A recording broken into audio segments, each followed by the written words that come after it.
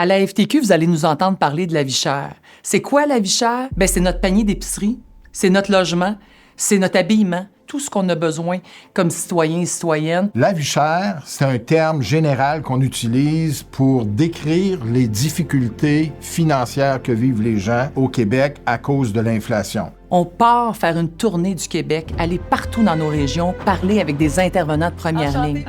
Bonjour, Denis Bolzé. Bonjour. On ressemble beaucoup à une entreprise d'insertion. Depuis la pandémie, c'est sûr que les dons sont beaucoup plus difficiles à aller chercher. Là, on voit des gens qui sont à la limite des travailleurs, mais qui n'y arrivent pas. On est à un point tournant, pas juste en matière de logement social, mais plus largement de services publics. Quand t'es l'État, c'est ta responsabilité. Tu peux pas la donner à quelqu'un d'autre. Si vous excitez pas, demain, il arrive quoi?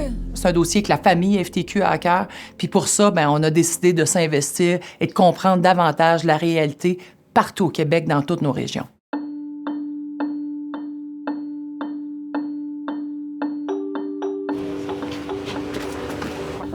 Hey, bonjour, comment ça va? J'ai juste besoin de comprendre un peu ce que vous jasez. Puis c'était quoi aujourd'hui, par exemple, votre réunion? Là? C'est quoi les défis, là?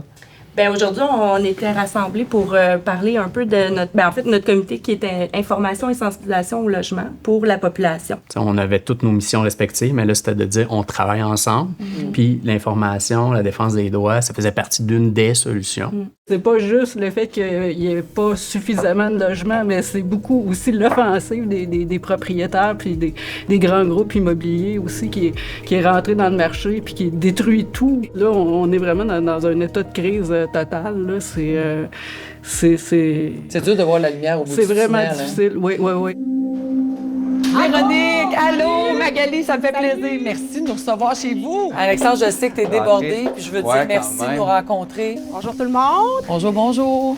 Avez-vous remarqué qu'il y a un changement d'attitude de la part des propriétaires maintenant? C'est quoi le constat en 2024? Là? En fait, on assiste à une déconnexion de plus en plus grande entre finalement le marché privé qui possède les logements puis les besoins des locataires. On le voit dans les statistiques, on le voit aussi quand on parle aux gens, là, la détresse puis les situations difficiles d'un point de vue très concret, très pratique dans lesquelles ils se retrouvent. On voit, dans le fond, le prix des loyers augmenter en flèche.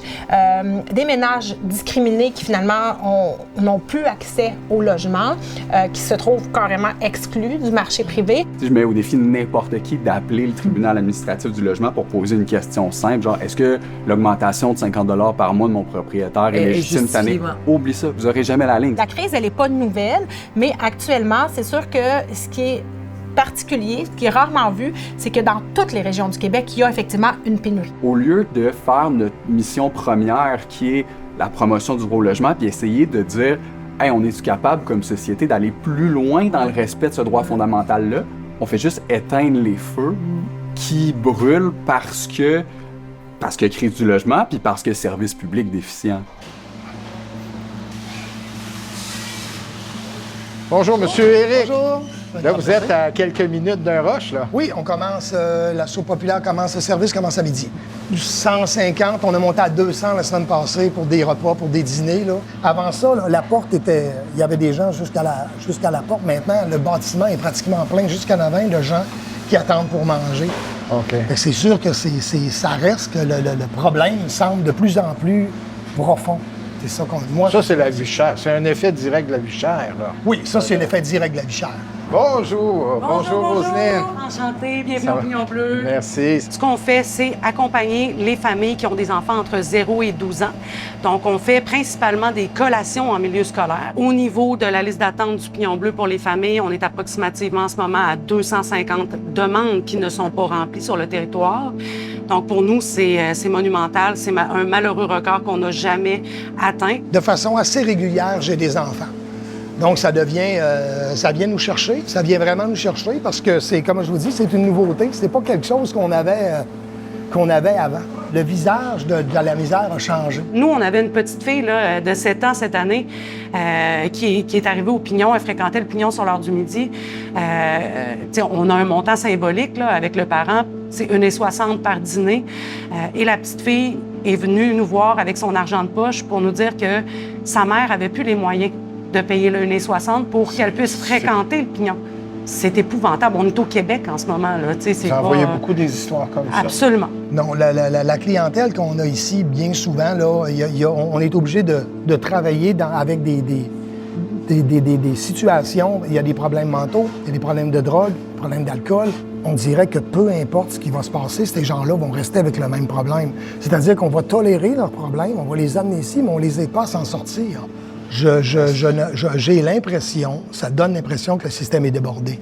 Je suis très chanceuse. J'ai une équipe de cœur, j'ai une équipe extrêmement impliquée dans la mission, puis j'ai des donateurs aussi. Mais sans eux, là, honnêtement, je veux dire, l'opinion fermerait, là, c'est définitivement ça.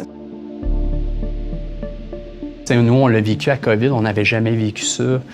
Des aînés qui avaient des idées de suicide. Fait que, il serait temps là, qu'on reconnaisse l'importance réelle des groupes communautaires. Fait que d'investir directement dans le communautaire, c'est d'investir dans notre citoyen. Bonjour! Bonjour! Jorgen! Oui, c'est moi. Allô, Magali! Alors, on a changé un peu comment ça fonctionne, notre banque alimentaire. Avant, on faisait des sacs déjà faits pour les usagers. Maintenant, on a ouvert comme une épicerie. Moi, ça fait juste 1 an et quelques que je suis ici et j'ai déjà remarqué le changement. Malheureusement, on peut juste aider 1 fois par mois, juste parce qu'on fait presque 2900 familles par mois pour trouver des solutions pour les aider, parce que le besoin est là. Dans le fond, Action populaire, on est membre du mouvement autonome et solidaire des sans-emploi. Okay. J'ai l'honneur d'être le président de ce regroupement-là. Les gens appellent à l'assurance-emploi, puis ils parlent de quelqu'un qui n'est pas capable de rien faire. Tandis que là, ils me signent une procuration. Moi, j'envoie ça à Service Canada, puis c'est eux autres qui m'appellent. Puis on peut faire débloquer des dossiers là, qui avancent pas. C'est Michel, j'imagine, tu vas être d'accord avec moi que c'est pas de la faute des travailleurs, des travailleuses qui sont là. C'est tout simplement, comme tu dis, ils n'ont pas assez de monde. Ils ont centralisé. T'as plus de personnes humaines qui te rencontrent. C'est des centres d'appel. Donc, tu sais, quand tu dis déshumaniser, je sais que tu es occupé, gêne-toi. Ah, mais c'est pas grave. Ben oui. Oui. Ça, c'était le service de la révision médicale à l'assistance sociale. Puis c'est pas pour toi, là, c'est pour un de tes dossiers. J'ai une personne qui m'attend, une personne qui a le cancer, puis qui n'ont pas voulu reconnaître ses contraintes sévères à l'emploi, puis là, il faut se battre.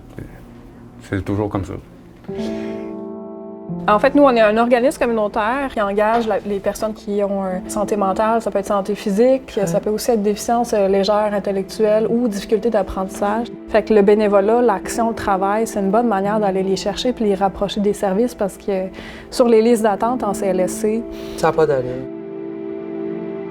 Est-ce que vous voyez une certaine pression supplémentaire sur les gens qui travaillent pour les organismes communautaires qui sont ici? Non seulement ils ont plus de défis pour prendre soin de leur clientèle, ça leur demande plus de temps, plus d'énergie. L'aide de bénévoles, ça fait presque environ 18 employés à temps plein. On a 200 bénévoles qui s'impliquent à l'année. C'est 3 millions de dollars qu'on est allé chercher de notre côté en 3 ans. Ça a été énormément de travail. Les subventions, ça prend des jours, des semaines à remplir, des documents qui finissent plus pour peut-être juste avoir un nom. En 2026, on va avoir le même financement à mission qu'on avait en 2019. Un 80 000 par année, organismes et entreprises confondus, on arriverait peut-être à avoir... 80 000 par année? Oui, à 100 000.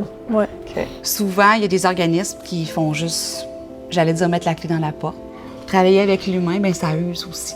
Ça devient difficile de voir la misère à tous les jours. Je reviens d'un congé, j'étais en arrêt de travail 6 mois. Mon corps a lâché. J'étais fatigué. Oui, on a la vocation. Oui, on a la... mais à un moment donné, le corps, valeurs. Il arrête.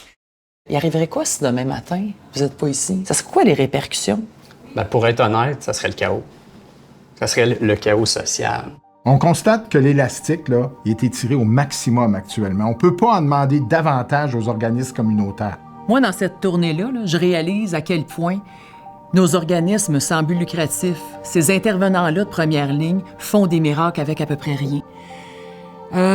Ça nous remet les 2 pieds sur la terre. Moi, je peux vous dire que je reviens dans mon bureau de la FTQ là, avec cette motivation-là de faire changer les choses. Puis notre rôle à la FTQ, les dirigeants, les affiliés de la FTQ, c'est de rappeler au gouvernement constamment que c'est le temps d'agir, il ne faut plus attendre.